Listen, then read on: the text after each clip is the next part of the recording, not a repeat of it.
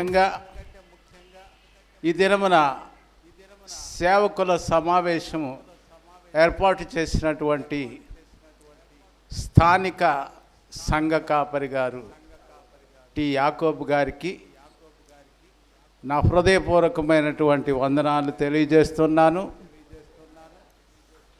ప్రియమైన దేవుని పిల్లలారా, మరి ఈరోజు ఈ అవకాశాన్ని నాకు ఇచ్చినటువంటి దైవ సేవకునికి ఆయన పరిచర్యలో దేవుడు తోడుగా ఉండాలని, ఆయన పరిచర్య నిండారులుగా దీవించబడాలని, ఆశీర్వదించబడాలని హృదయపూర్వకంగా ఆశిస్తున్నాను, ఆకాంక్షిస్తూ ఉన్నాను.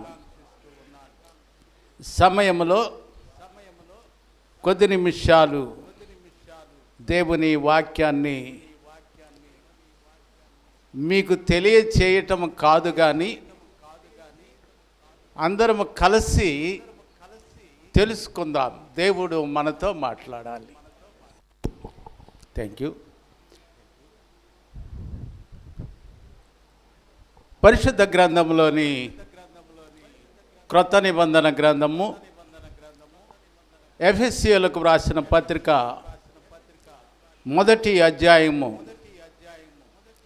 4-6 వచనాలు చూస్తే, ఎట్లనగా తన ప్రియుని యందు తాను ఉచితముగా మనకు అనుగ్రహించిన తన కృపా మహిమకు కీర్తి కలుగునట్లు తన చిత్త ప్రకారమైన దయా సంకల్పము చొప్పున యేసుక్రీస్తు ద్వారా తనకు కుమారులనుగా స్వీకరించుటకై మనలను ముందుగా తన కోసము నిర్ణయించుకొని మనము తన ఎడల పరిశుద్ధులమును నిర్దోషులమునై ఉండవలెనని జగత్తు పునాది వేయబడక మునుపే ప్రేమ చేత ఆయన క్రీస్తులో మనలను ఏర్పరచుకొనెను. దేవునికి స్తోత్రం. మంచి వాక్యాన్ని దేవుడిచ్చాడు. వచ్చిన ప్రార్థన చేసుకుందాం. పరిశుద్ధుడైన తండ్రి, ప్రేమ కలిగిన కృప కలిగిన మా ప్రభువా, మీ పాదములకు స్తుతులు స్తోత్రాలు నాయనా. మీరిచ్చిన వాక్య భాగమును బట్టి మిమ్మల్ని స్తుతిస్తున్నాను. ఈ వాక్యము ద్వారా నాతో మాతో మీరు మాట్లాడండి. ఇందులో సత్యాలను మర్మాలను అన్నిటినీ మాకు బోధించండి. మీ పక్షముగా నేను నిలబడి ఉన్నాను గనుక మీ ఏడంతల ఆత్మతో నన్ను బలపరిచి మీ సాధనంగా వాడుకోమని నన్ను మీ చేతులకు సమర్పించుకుంటూ, ముందున్న కార్యక్రమాన్ని మీ చేతులకు సమర్పించుకుంటూ, ప్రతి హృదయాన్ని మీ చేతులకు సమర్పించుకుంటూ, సాతానును దూరపరచమని, చీకటి శక్తులను బంధించమని యేసు నామములో ప్రార్థిస్తున్నాను తండ్రి. ఆమేన్. ఆమేన్. ప్రియ దేవుని పిల్లలారా, సేవకుల సదస్సు అన్నట్టుగానే ఎక్కువ 99% సేవకులే ఉంటారు.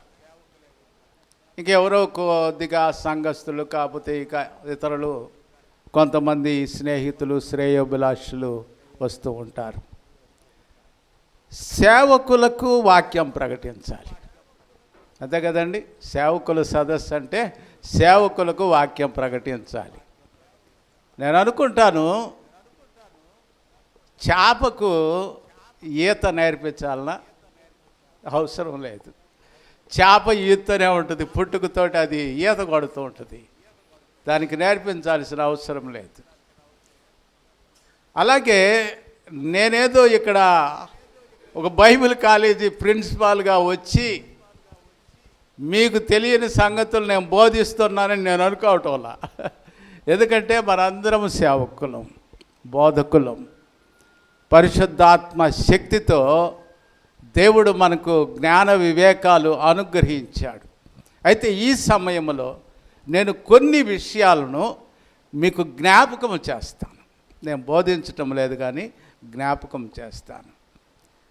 ప్రియ దేవుని పిల్లలారా, చదవబడినటువంటి లేఖన భాగాన్ని పరిశీలిస్తే మన తండ్రి అయిన దేవుడు తన యొక్క పరలోక సంబంధమైనటువంటి ఆశీర్వాదాలు క్రీస్తు ద్వారా మనకు అనుగ్రహించాడు.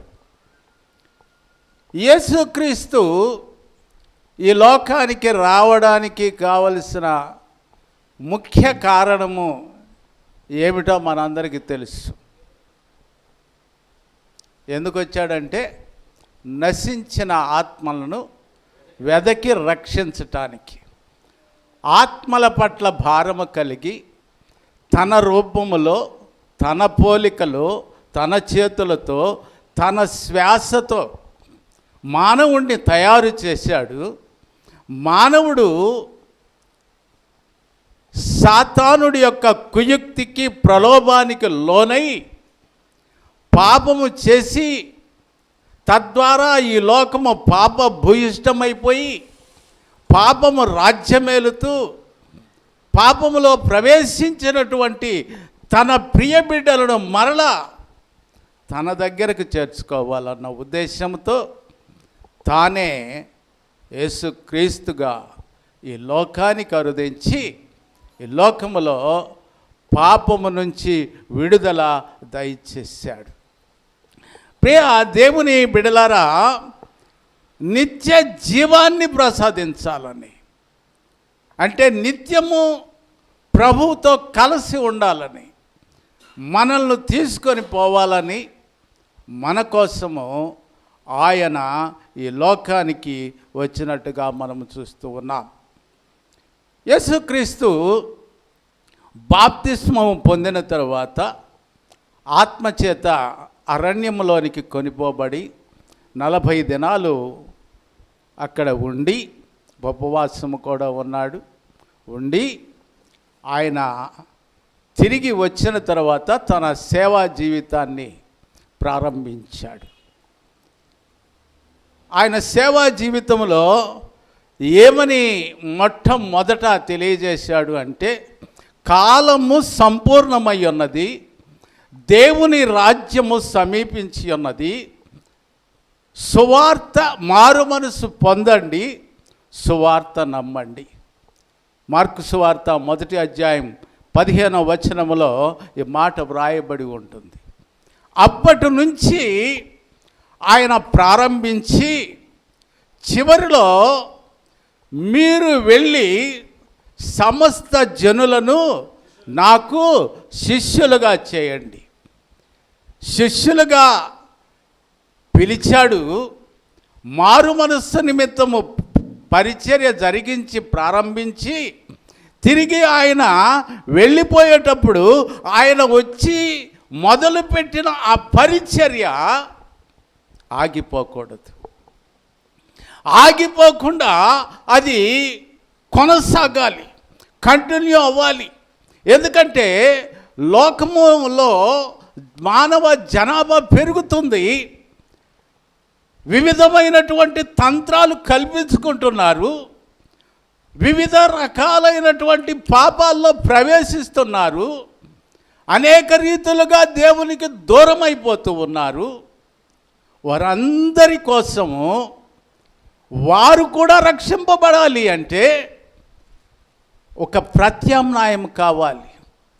అందుకే ఆయన శిష్యులుగా ఏర్పాటు చేయమని ఆ పరిచర్య, ఆ సువార్త భారాన్ని మన మీద పెట్టాడండి కదా. మనం సువార్త ప్రకటించాలి, మన మీద పెట్టాడు. అందుకే మనల్ని ఆయన ముందుగా ఏర్పాటు చేసుకున్నాడు. జగత్తు పునాది వేయబడక మునుపే. కొన్ని చోట్ల వ్రాయబడి ఉంది బైబిల్లో, నీ తల్లి గర్భములో పిండముగా రూపింపబడక మునుపే నిన్ను నేను ఎరిగాను. నిన్ను ఎరిగాడు. కానీ దైవ సేవకులకు ఒక ప్రత్యేకత ఏంటంటే, జగత్తు పునాది వేయబడక మునిపే, తల్లి గర్భంలోనికి రాక మునిపే, తల్లి గర్భములో ప్రవేశించినప్పుడు నిన్ను తెలుసుకున్నాడు, నిన్ను ఎరిగి ఉన్నాడు, నీ జీవిత దినాలన్నీ అతని డైరీలో రాసుకున్నాడు, అన్నీ తెలుసు. కానీ దైవ సేవకుడిగా నిన్ను నన్ను సేవకులను ఎప్పుడు ఏర్పాటు చేసుకున్నాడంటే జగత్తు పునాది వేయబడక మునిపే. ఆదికాండం 1వ అధ్యాయం 1వ వచనంలో ఉంటుంది, ఆది యందు దేవుడు భూమి ఆకాశములను, అంటే అంతకుముందే, సృజించక ముందే దేవుని యొక్క ప్రణాళికలో నీవు నేను ఉన్నాం. ఈ సృష్టి సృష్టింపబడక ముందే ఆయన మనల్ని ఏర్పాటు చేసుకున్నాడు. ఎందుకంటే ఆయన పరిచర్యను మనకు అప్పగించాలని. ఆదాము పాపము చేసినప్పుడు దేవుడు అంటాడు, ఒక కుమారుడు వస్తాడు, స్త్రీ సంతానానికి నీ సంతానికి వైరం కలుగు చేస్తాను. అప్పుడే యేసు ప్రభువుని లోకానికి పంపటానికి నిర్ణయించుకున్నాడు. అంతకుముందే మనల్ని దైవ సేవకులుగా ఆయన ఏర్పాటు చేసుకున్నాడు. ప్రియమైన దేవుని బిడ్డలారా, మనము దేవుని సేవకులం. దేవుని సేవకులుగా ఏర్పాటు చేసుకున్నటువంటి మనము ఈ ప్రపంచంలో ప్రథమ స్థానం మందే. ప్రథమ స్థానం మందే. ఒకవేళ అగ్రరాజ్యమైన అమెరికా ప్రెసిడెంట్ పోయినా అక్కడే అతని స్థానం. పాస్టర్ స్థానం ఎక్కడండి? అక్కడ ఉన్నతమైన స్థానం, ఫుల్పిట్. అర్హుడు ఆయనే. అతను ఎవరైనా కానీ, చదువు లేకపోని, అందం లేకపోని, ఆస్తి లేకపోని, అంతస్తు లేకపోని, ఏమీ లేకపోయినా ఆ స్థానం ఆయనకి ఇచ్చాడంటే ఎంత ఆధిక్యత దేవుడు దైవ సేవకునికి ఇచ్చాడో ఒక్కసారి ఆలోచన చేయండి ప్రియా దేవుని సేవకులారా. ఒక గొప్ప ఆధిక్యత ఆయన మనకు అనుగ్రహించాడు. కొరింథీయులకు సంఘానికి అపొస్తలుడైన పౌలు రాస్తూ 1వ అధ్యాయం 27 నుంచి 29 వచనాల్లో ఆయన ఎన్నిక లేని వారిని ఏర్పాటు చేసుకున్నాడు. ఎన్నిక లేని వారిని, జ్ఞానులను సిగ్గుపరచుటకు వెర్రివారిని, బలవంతులను సిగ్గుపరచుటకు బలహీనులను, ఇట్లా ఏమీ లేని, ఎన్నిక లేనటువంటి వారిని ఏర్పాటు చేసుకొని వారిని ఉన్నత స్థానములో నిలవబెట్టాడు. ఒక గొప్ప స్థితిలో నిన్ను నన్ను ఉంచాడు. ప్రియమైన దేవుని బిడ్డలారా, దేవుని సేవ అనేది ఆషామాషి కాదండి. చాలాసార్లు మనం చూస్తూ ఉంటాం. మన ఫ్రెండ్స్తో పోయామనుకోండి, ఏం ఉద్యోగం చేస్తున్నావు అని మన ప్రక్కన ఉన్నవాడిని అడిగారు అనుకోండి, అయ్యా నేను టీచర్ అల్లా, మంచిదయ్యా, పర్వాలేదు, మంచిది సార్ అంటారు. రకరకాల ఉద్యోగాలు చెబుతారు, మంచిదారు. మీరయ్యా అంటే పాస్టర్వా అంటే పాస్టర్వా అంటే ఏందో అనేటటువంటిది విషయం. అంటే అంత తక్కిన వారికి ఇచ్చినంత విలువ సమాజంలో పాస్టర్కి లేకపోవచ్చు. కానీ దేవుని దగ్గర నీ విలువ ఘనమైనది అన్నమాట, చాలా గొప్పది. దానిని మించి ఎవరిని ఆయన ఏర్పాటు చేసుకోలేదు. నిన్ను నన్ను జగత్ పునాది వేయబడక మునిపే ఏర్పాటు చేసుకున్నాడు. అందును బట్టి దేవుని స్తోత్రం సమర్పించుకుందాం. అపొస్తలుడైన పౌలు తిమోతితో ఒక మాట అంటాడు. తిమోతికి రాసిన 2వ పత్రిక 2వ అధ్యాయము 15వ వచనములో, దేవుని ఎదుట యోగ్యునిగాను సిగ్గుపడనక్కరలేని పనివారిగాను సత్యమార్గమును సరిగా బోధించువానిగాను నిన్ను నీవే దేవునికి కనబరుచుకో. దేవుని ఎదుట యోగ్యుడిగా ఉండాలి నువ్వు. ఎందుకంటే నిన్ను యోగ్యుడిగా నిర్ణయించుకున్నాడు. సిగ్గుపడనక్కరలేని పనివాడిగా. నీ పనిని గురించి చూచినప్పుడు, ఏంటయ్యా నీకు ఇచ్చిన భారమైన పనిని ఏం చేశావు అంటే చెప్పే స్థితిలో నువ్వు ఉండాలి. సిగ్గుపడాల్సిన అవసరం లేదు. దేవుని వాక్యములో ఒకడికి 5 తలాంతులు ఇట్లా తలాంతులు ఇచ్చిపోయాడు. అందరు సంపాదించారు. నేను ఒక టూకీగా చెప్తున్నాను, మొత్తం డీప్గా వెళ్ళకుండా. ఒక వ్యక్తి వాటన్నిటికీ తగిన రీతిగా సంపాదించాడు. ఒక అతను భూమిలో దాచిపెట్టాడు. సిగ్గుపడ్డాడు. అలా సిగ్గుపడకూడదండి మనం దేవుని దగ్గర. మనము యోగ్యులుగా ఉండాలి. సిగ్గుపడనక్కరలేని పనివారిగా ఉండాలి. సత్యవాక్యాన్ని సరిగా బోధించేవారిగా ఉండాలి. ఇవన్నీ అర్హతలు, ఈ క్వాలిటీస్ మనము తగ్గించుకోకూడదు. అలాంటి సేవకులుగా ఉండాలంటే మన జీవితంలో కొన్ని నిర్ణయాలు తీసుకోవాలి. మనం కొన్ని నిర్ణయాలు లేకపోతే మనము యోగ్యులుగా ఉండలేకపోవచ్చునేమో. కొన్ని నిర్ణయాలు తీసుకోవాలి. దేవుడు నీ పట్ల ఒక సంకల్పాన్ని కలిగి ఉన్నాడు. నీ పట్ల ఒక ప్రణాళికను కలిగి ఉన్నాడు. నీ పట్ల ఒక ఉద్దేశాన్ని కలిగి ఉన్నాడు. నిన్ను జగత్ పునాది వేయబడక మునిపే ఏర్పాటు చేసుకున్నాడు కనుక నీవు దానికి తగ్గట్టుగా జీవించడానికి ఒక మంచి నిర్ణయాలు తీసుకోవాలంట. పరిశుద్ధ గ్రంథంలో మనం గమనిస్తే సమూయేలు ఒక నిర్ణయం తీసుకున్నాడు. సమూయేలు ఆయన దీర్ఘదర్శి, దైవజనుడు, ప్రవక్త, న్యాయాధిపతి, నాయకుడు, అన్ని క్వాలిటీస్ ఉన్నాయి ఆయనకు.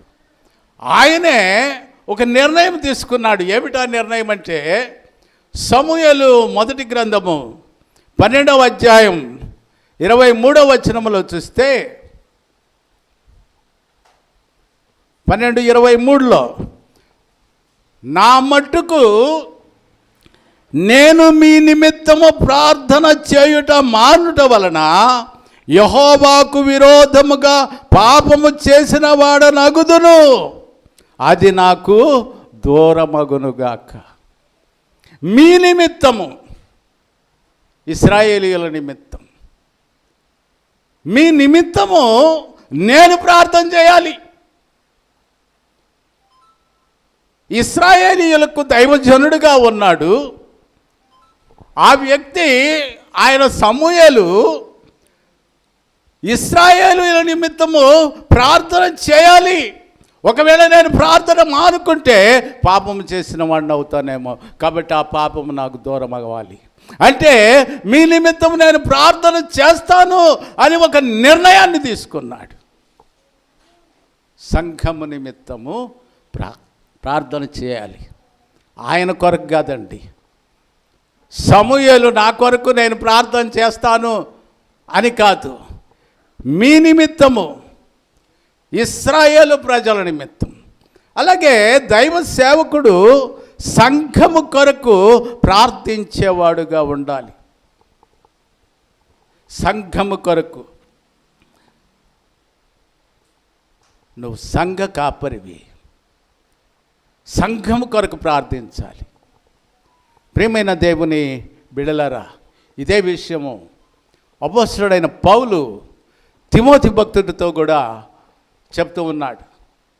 తిమోతికి వ్రాసిన మొదటి పత్రిక 2వ అధ్యాయం 1వ వచనములో అంటాడు, సంపూర్ణ భక్తియు మాన్యత కలిగి నెమ్మదిగాను సుఖముగాను బ్రతుకు నిమిత్తము అన్నిటికంటే ముఖ్యముగా మనుషులందరి కొరకును, రాజుల కొరకును, అధికారుల కొరకును విజ్ఞాపనలను, ప్రార్థనలను, యాచనలను, కృతజ్ఞతాస్తుతులను చేయవలెను. చూడు, ఎంత ఖండితంగా పౌలు, అపోస్తలుడైన పౌలు తిమోతికి తెలియజేస్తున్నాడు. విజ్ఞాపన చేయాలి, ప్రార్థన చేయాలి, యాచనలు చేయాలి. ఇవన్నీ చేయాల్సిందే. ప్రియమైన దేవుని బిడలారా, మరి ఈనాడు కొంతమంది సేవకులు ప్రార్థన లోపము కనిపిస్తుందండి. సేవకుల్లో ప్రార్థనా లోపం.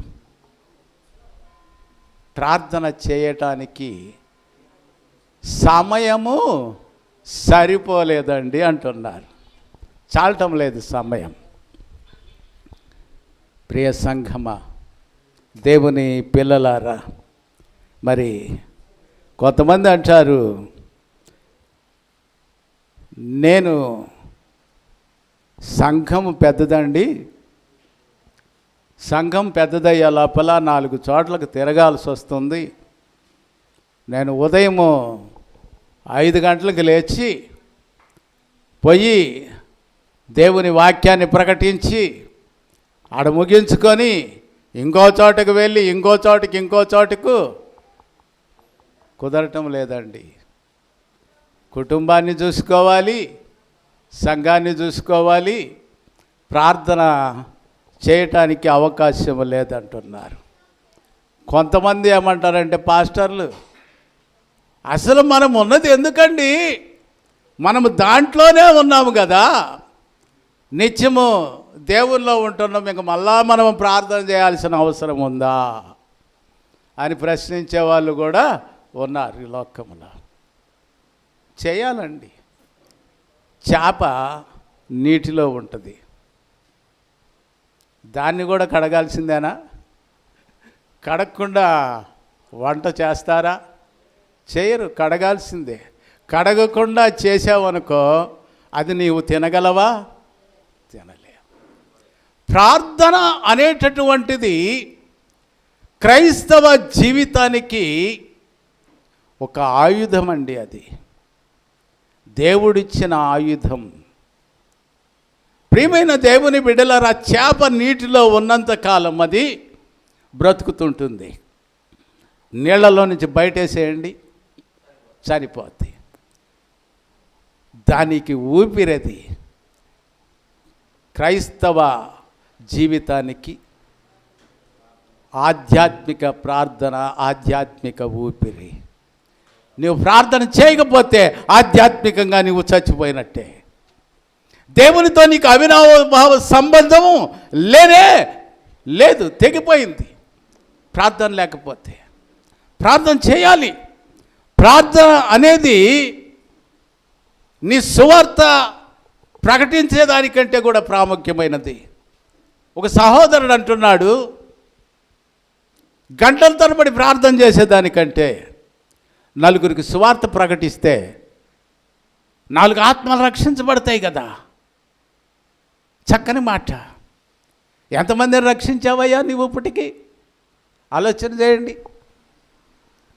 పేతురు ప్రార్థన చేస్తే, సువార్త ప్రకటిస్తే ఎంతమంది పొందారు? బాప్తిసం 3000 మంది, 5000 మంది మార్పు చెందుతూ ఉన్నారు. కానీ మనము సంవత్సరాల తరబడి ప్రకటిస్తూనే ఉన్నాం. సంఘంలో 3, 4, 5, 10 మంది పెరగటంలా. ఏంటి?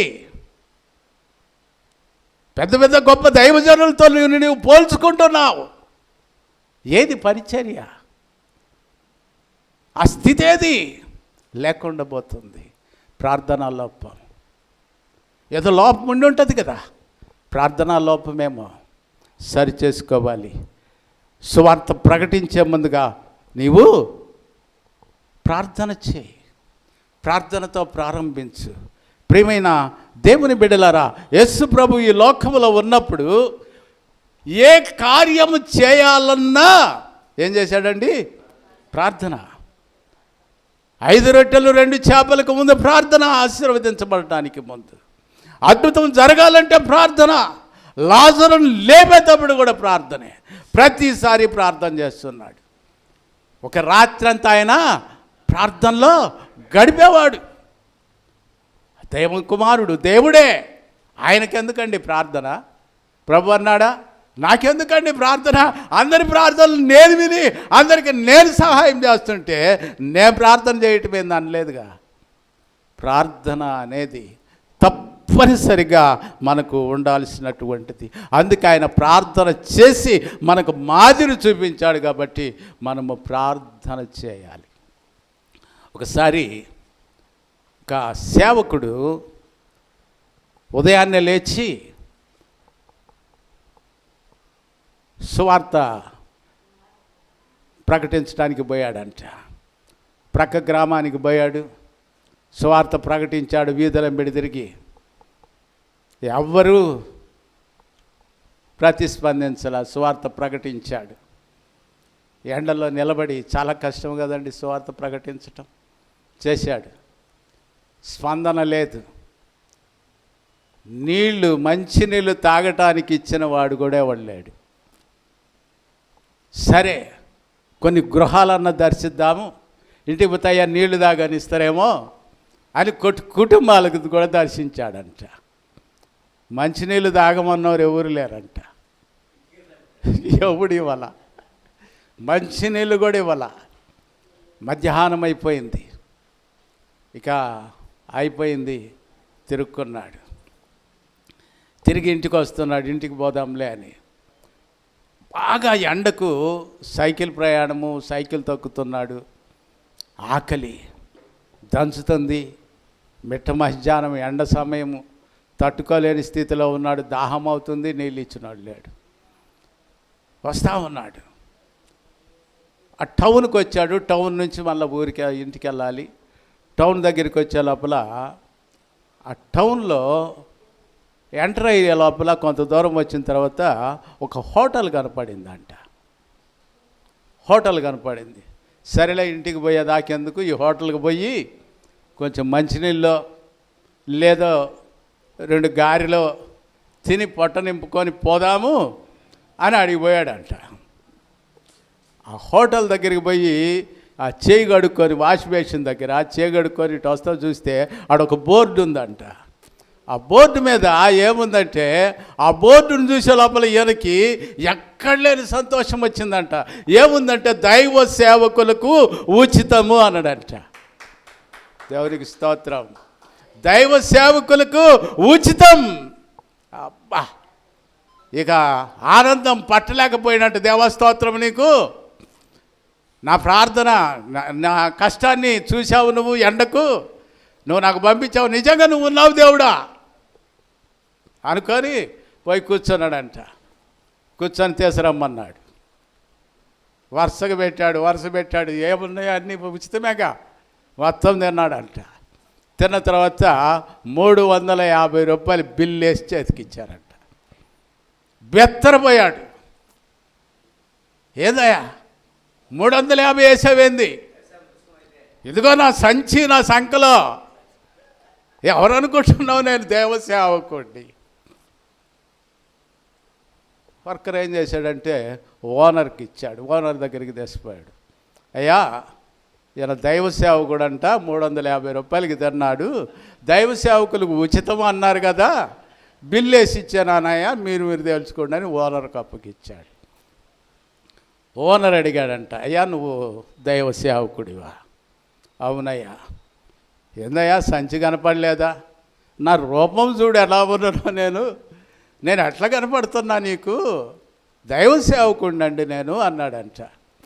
అయ్యా, నువ్వు వచ్చినప్పటి నుంచి నేను చూస్తున్నా, నువ్వు వచ్చినప్పటి నుంచి నేను నిన్ను గమనిస్తున్నా. ప్లేట్ల మీద ప్లేట్లు తెప్పించుకొని తింటున్నావు, కానీ కనీసం ప్రార్థన చేశావా? నువ్వు ప్రార్థన చేసావా అని లేక బెత్తరపోయాడంట. ఆకలి మీద దంచుతుందని లాగిస్తూనే ఉన్నాడు, కానీ ప్రార్థన చేయాల. మనకు కీర్తనల గ్రంథంలో ఒక మాట ఉంది, 14వ అధ్యాయంలో, దేవునికి ప్రార్థన చేయక ఆహారము మింగునట్లు అని ఉంటుంది. అక్కడ నా ప్రజలు మింగున పాపాత్ములకు తెలివి లేదా అని. ప్రార్థన చేయకుండా నువ్వు ఆహారం తిన్నావే, నువ్వెంట పాస్టర్ అవుతావయ్యా? అతను అక్కడ ఒక లాజిక్ పాయింట్ తెచ్చిపెట్టాడు. నువ్వు కట్టాల్సిందే బిల్లు. నువ్వు దైవ సేవకుడివి, నీకు ప్రార్థన వెన్నెముక లాంటిది. ఆ ప్రార్థన లేకుండా నువ్వెట్ట తింటావయ్యా? తిన్నారండి మీరు ఎప్పుడైనా? ఆలోచన చేయండి. ఎవరు తెలవండి, ప్రార్థన చేయాల్సిందే, తినాల్సిందే, లేట్ అయినా సరే. ఇంకా కొంతమంది సేవకులు మనం టీ ఇచ్చినా ప్రార్థన చేసుకొని తాగుతుంటారు. అది ఒక అలవాటు ప్రార్థన. నువ్వేం పాస్టర్ వెట్టయితావు, నువ్వు ప్రార్థన చేయలేదు అని అంటే దేవుని నామానికి అక్కడ అవమానం కలిగింది. కాబట్టి ప్రార్థన అనేది తప్పనిసరిగా మానవ జీవితంలో ఉండాలి. అది సేవకునికి ఒక వెన్నెముక. వెన్నెముక లేకపోతే మానవుడు నిలబడలేడండి, నిలబడలేడు. అందుకే సమూయేలు ఈ ప్రజల నిమిత్తము లేక మీ నిమిత్తము ప్రార్థన చేయకపోతే నేను పాపము చేసిన వాడిని అవుతాను. అందుకే ప్రార్థన చేయాలి. అపొస్తలుడైన పౌలు కూడా ప్రార్థన చేయమంటాడు. సౌలు అపొస్తలుడైన పౌలుగా మారకముందు సౌలు ఏం చేసేవాడండి? సంఘాన్ని హింసించేవాడు. స్త్రీలను కానీ పురుషులను కానీ వృద్ధులని పిల్లలని ఎవరిని చూడాల, ఆ మార్గములో ఉన్న వారిని, అంటే యేసుక్రీస్తుని అంగీకరించిన వారిని చిత్రహింసల పాలు చేశాడు. స్టెఫన్ను చంపేటప్పుడు కావలు ఉన్నాడు ఇతను, పాలిభాగస్తుడయ్యాడు. అంతగా హింసించేవాడు. క్రైస్తవుడు అనేవాడు లేకుండా ఉండాలి, అది అతని ఆలోచన. ప్రియమైన దేవుని బిడ్డలారా, ఒకసారి ఒక అతను క్రైస్తవులు లేని ఊరికి పోవాలనుకున్నాడంట. క్రైస్తవులు లేని ఊరికే, ఇంకెక్కడికి కాదు, ఎక్కడైతే క్రైస్తవుడు అనేవాడు లేకుండా ఉంటాడో ఆ ఊరికి పోవాలని బయలుదేరాడంట. బయలుదేరి ఒక బస్సు ఎక్కాడంట. ఆ రోజు ఎందుకో ఒక సువార్త బృందం ఆ బస్సులో ఎక్కిందట. ఆ బస్సులో ఎక్కి కొంత దూరం పోయినాక వీళ్ళు పాటలు పాడుతున్నారంట. అరే రే రే నేను క్రైస్తవుడు లేని దగ్గరికి పోవాలంటే ఇలా ఈ బస్సు ఎక్కాలేందని ఆ డ్రైవర్ దగ్గర పోయి ఆపు ఆపు ఆపయ్యా ఆపయ్యా దీన్ని ఆపేసయ్యా, నేను ఎక్కడ దిగిపోతాను. దిగిపోయాడంట. కొంత దూరం నడిచిపోయి ఒక చిన్న రైల్వే స్టేషన్ కనపడిందంట. ఆడికి పోయాడంట. ఏదో ఒక ట్రైన్ వస్తే ఆగుద్ది, ఎక్కి వెళ్ళిపోదాం అనుకున్నాడు. ఓ ప్యాసింజర్ రైలు వచ్చిందంట, దాంట్లో ఎక్కి కూర్చున్నాడంట. కూర్చున్న తర్వాత అక్కడ ఒక వ్యక్తి సువార్త ప్రకటిస్తున్నాడు ట్రైన్లో. కడుపు మండిపోయిందంట. కడుపు మండిపోయి ఇక ఈ ట్రైన్ కూడా ఆపాలంట, ఆగుద్ది. ప్రక్కన ఒక ఆయన కూర్చున్న ఆయనతో అన్నాడంట, ఏందయ్యా చికాగ్గా ఉన్నావు, బాగా చిరాగ్గా ఉన్నావు, కారణం ఏంటంటే, అయ్యా మా ఊరిలో పొద్దున్న లేస్తే మైకులు పెట్టి సువార్త ప్రకటిస్తున్నారు క్రైస్తవులు, అందుకని అసలు ఊరు వదిలిపోదాము అని బయలుదేరాను. బస్సు ఎక్కితే బస్సులో సువార్త ప్రకటిస్తున్నారు, అది ఎగ్గొట్టి నడిచి వచ్చి ట్రైన్ ఎక్కితే ఏడ కూడా చేస్తున్నారు, చికాగ్గా ఉందయ్యా, క్రైస్తవుడు లేని ఊరికి పోవాలి నేను. ఎక్కడికి పోవాలా? క్రైస్తవుడు లేని ఊరికి పోవాలా? ఆడికి నన్ను పంపించయ్యా, ఎడనున్నదేమో చెప్పు అని అన్నాడంట. ఉందయ్యా, జాగ్రత్తగా పోవాలి, మరి నువ్వు కష్టం కూడా ఏముండదు, నరకములో ఉంటాడు క్రైస్తవుడు లేనిది, నరకమే, పోయి ట్రైన్ కింద పడు, డైరెక్ట్గా వెళ్ళిపోతావు అన్నాడంట. ప్రియమైన దేవుని బిడ్డలారా, క్రైస్తవుడికి లేకుండా చేయాలని అనుకున్నాడు సౌలు. అక్కడంతా చుట్టుపక్కల అందరినీ హింసించాడు. ఇక ఎక్కడికి బయలుదేరాడండి? దమస్కుకు పోతున్నాడు. దమస్కులో ఉన్నటువంటి వారిని కూడా ఏం చేయాలి? చంపాలి, వాళ్ళని మొత్తాన్ని కట్టగట్టి తీసుకురావాలి యెరూషలేముకు అని ప్రయత్నం అని ప్రధాన యాజకుల దగ్గరికి వెళ్ళి ఒక పత్రిక తీసుకున్నాడండి, అధికార పత్రిక, లైసెన్స్, పర్మిషన్ తీసుకున్నాడు. పర్మిషన్ తీసుకొని దమస్కుకు పోతున్నాడు. దమస్కులో ఏం జరుగుతుందో తెలుసా? అప్పుడు దమస్కులో ఒక దైవభక్తుడు ఉన్నాడండి. ఎవరైనా? అననీయ. దమస్కులో అననీయ ఈ విషయాలు తెలుసుకొని ప్రార్థన ప్రారంభించాడు. అక్కడ దమస్కులో ప్రార్థన ప్రారంభించాడు. ఇతనిక్కడ యెరూషలేములో ప్రయాణమై దమస్కుకు వెళుతూ ఉన్నాడు. సౌలు అక్కడ ప్రార్థన, ఇక్కడ సాతాను, అక్కడ ప్రార్థన పోటీ పడింది. దమస్కు దగ్గరికి పోయే లోపల ఏమైంది? కళ్ళు పోయాయండి. హంతకుడుగా వెళ్ళాల్సినటువంటి వ్యక్తి అంధుడై కళ్ళు లేవు, చూపు లేదు. కారణం అంటే అననీయ ప్రార్థన. అందుకే అననీయను దేవుడు యేసు ప్రభు మాట్లాడతాడు, అననీయా నువ్వు వెళ్ళు.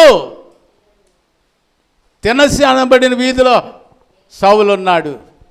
ఆయనకేం చేయాలి? నువ్వు ప్రార్థన చేయాలంటే అననీయ అంటాడు, అయ్యా ఆయన దుర్మార్గుడు, చాలా ఇది చేసిండు, క్రైస్తవులను హింసించాడు, ఈ మార్గమందు ఉన్నాను ఇక్కడికి నడిపించడానికి వచ్చాడు, అతనికి నేను ఎట్లా ప్రార్థన చేయాలి?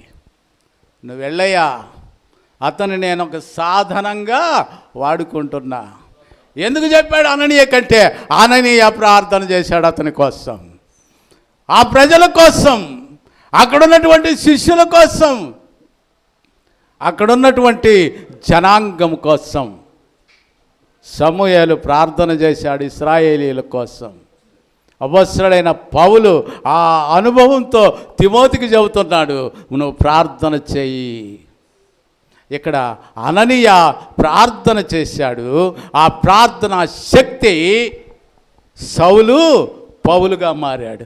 అందుకే అననీయ ప్రార్థన చేస్తే అతని కళ్ళ నుండి ఏమైనా పొరలు రాలిపోయాయి.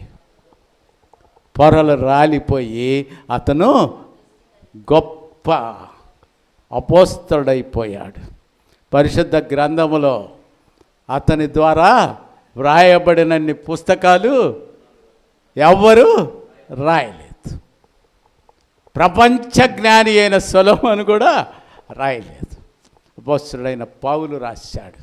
అతని సేవా జీవితంలోనికి ప్రవేశించటానికి, అతను మారు మనసు పొందటానికి ప్రత్యక్షంగా యేసు ప్రభువు, పరోక్షంగా అననీయ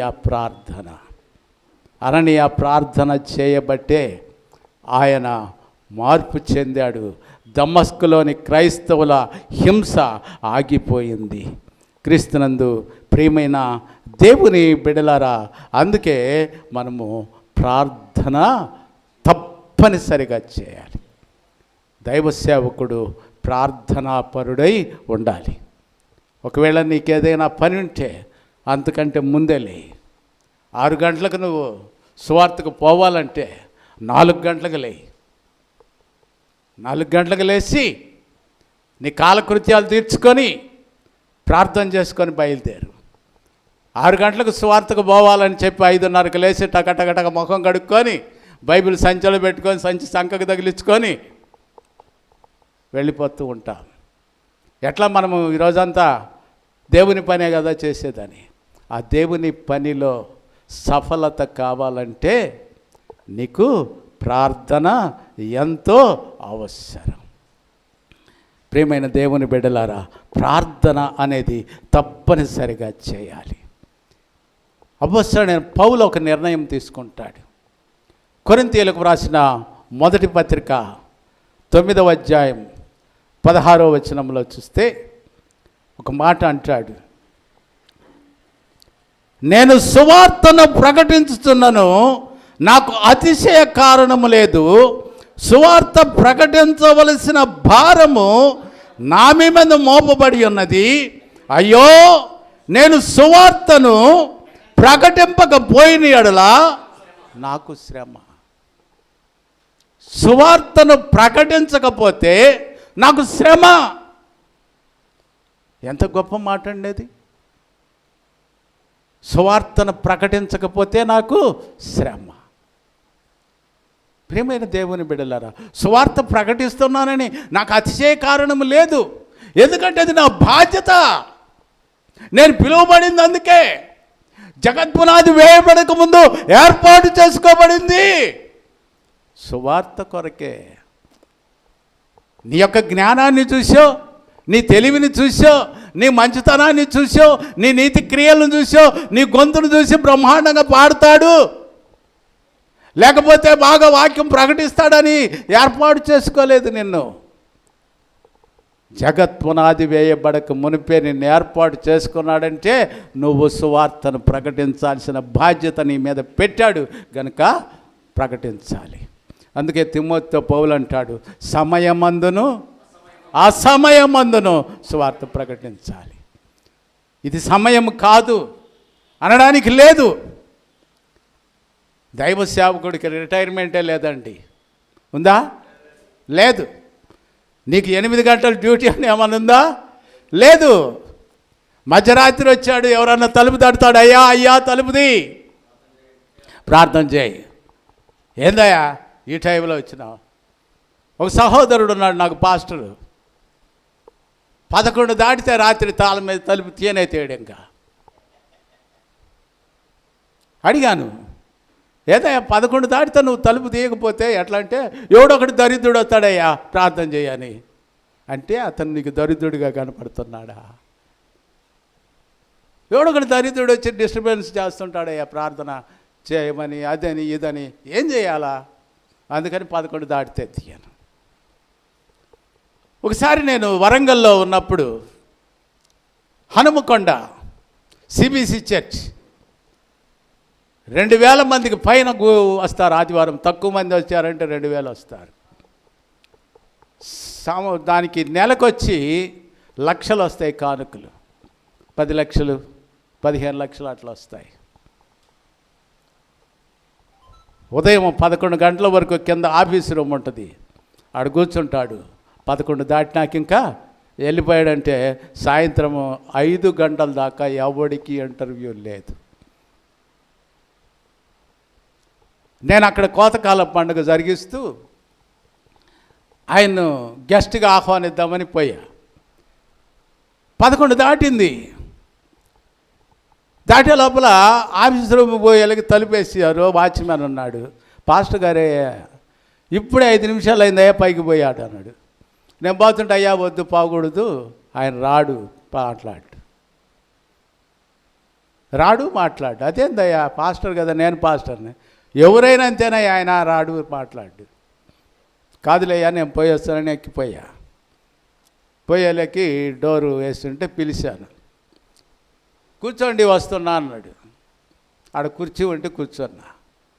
40 నిమిషాలు కూర్చున్నానండి, రాలా.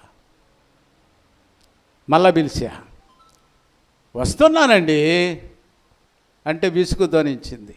పర్లేదులే సార్ నేను వెళ్తున్నాలే, పర్లేదు నేను వెళ్తున్నానే వచ్చేసా. అదే స్థితిలో ఒక అనారోగ్యంతో ప్రార్థన చేయించుకోవాలని పోయాడు అనుకోండి, ఇది సమయం కాదయ్యా అంటే అతని పరిస్థితి ఏంది? ఒక సమయం అనేది లేదు దైవ సేవకుడికి. ఆ సమయాన్ని ఏ సమయంలోనైనా సువార్త ప్రకటించాలి.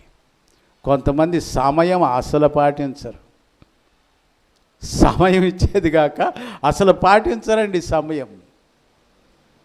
ఒక చిన్న ఉదాహరణ, మనము 10 గంటలకు ఆరాధన కార్యక్రమం స్టార్ట్ చేస్తామని మనం చెప్తాము. సంఘం ఎప్పుడు వస్తుందండి? 10 దాటాల. 10 గంటలు మనం ఇస్తాం టైం. అయ్యా నీ టైం 10 అయితే మా టైం మాకుందిలే, మా టయానికి మేము వస్తాం అనుకొని వాళ్ళు ఉంటారు. సేవకుల సదస్సు పెట్టే దగ్గర చూడండి, అదే కంటిన్యూ అయింది. ఆ సేవకుడు, ఆ సదస్సు పెట్టే సేవకుడు 10 గంటలకు రమ్మంటాడు. మా టైం మాకుందిలే అనుకుంటాం మనము సేవకులము. 10:30 అయిద్దో 11 అయిద్దో చెప్పలేము. సమయాన్ని పాటించాలి. ఒక్కోసారి సేవకునికి సమయం ఇస్తారు. అయ్యా వాక్యం ఒక 20 నిమిషాలు వాక్యం చెప్పమని సమయం ఇస్తారు. చాలా చోట్ల నేను వింటూ ఉంటా, సేవకుడు వస్తాడు, యవనస్తుడి చేతిలో బైకు, సేవకుడి చేతిలో మైకు, ఇట్లా ఉంటుంది అట్లా ఉంటుందని చెబుతానే ఉంటారు. వాళ్ళు సమయం పాటిస్తారా అండి? వాళ్ళు పాటించరు. 20 నిమిషాలు ఇస్తారు, 20 నిమిషాలు బాధ్య, 40 నిమిషాలు బాధ్య, గంట సేపు చెబుతారు. ఏం చేయాలి పరిస్థితులు? ఆలోచన చేయండి. ఎందుకంటే ఎక్కువ మంది ఉన్నారనుకోండి, కాపరి పిలుచుకుంటారు, స్థానిక కాపరి సంఘము కొరకు, లేకపోతే పిలుస్తారు. 4 పాస్టర్స్ ఉంటారు, తలా 10 నిమిషాలు చెప్పండి వాక్యం. 10 నిమిషాలు చాలదంట. క్లుప్తంగా ఒకరు చెప్పిందే ఇంకొకరు చెప్పాల్సిన అవసరంలా. నేను చెప్తాను, ఈ పాస్టర్ గారు ఇందాక ఈ మాట చెప్పాడు అని చెప్పి దాన్ని మళ్ళీ నేనైతే దాన్ని వివరిస్తా. అవసరమండి? దైవ సేవకునిగా కొన్ని విలువలు పాటించాలి. సమయము అసమయాన్ని గుర్తించి సమయానుకూలముగా ఉన్నది ఉన్నట్టుగా దేవుని వాక్యాన్ని ప్రకటించాలి. ఎందుకంటే కల్పనా కథల వైపు తిరిగే కాలం వచ్చేసింది. ప్రజలు దురద చెవులు గలవారై ఉన్నారు. కాబట్టి సత్యవాక్యాన్ని సరిగా విభజించాలి. అంతే, సత్యవాక్యాన్ని సరిగా విభజించాలి. సువార్త ప్రకటించాలి.